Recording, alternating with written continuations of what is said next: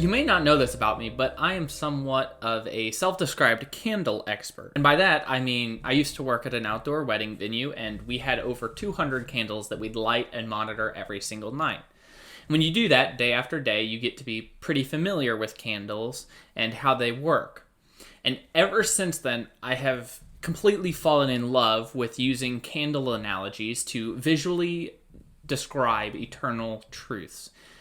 Turns out I'm not that original, though, because Jesus did this 2,000 years ago. And so let's look at what he says in Matthew 5. In verse 14, he says this: "You are the light of the world. A city set on a hill cannot be hidden. Nor do people light a lamp and put it under a basket, but on a stand, and it gives light to all in the house. In the same way, let your light shine before others so that they may see your good works and give glory to your Father who is in heaven." There's a good chance you've heard this passage before, if not only from the song "This Little Light of Mine."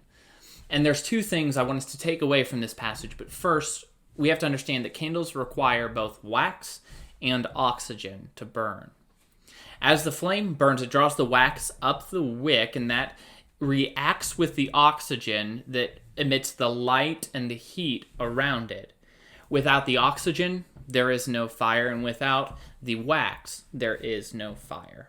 Now that we've covered that, here's the first thing I want us to understand. We are very much like candles, and when we have that relationship that we keep to ourselves, it's like taking a light, putting it under a bowl, which not only keeps the light from going out, it extinguishes the flame itself.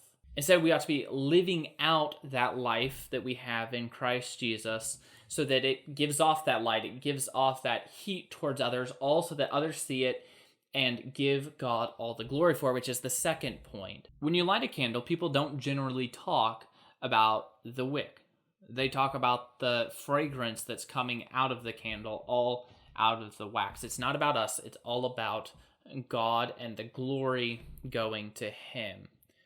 We have the blessing and honor of fulfilling that role of the wick that is rooted deeply in the wax and also sticking out in the world that is that oxygen, so that we are being fueled by Christ and transforming our surroundings, not for our glory, all for his glory.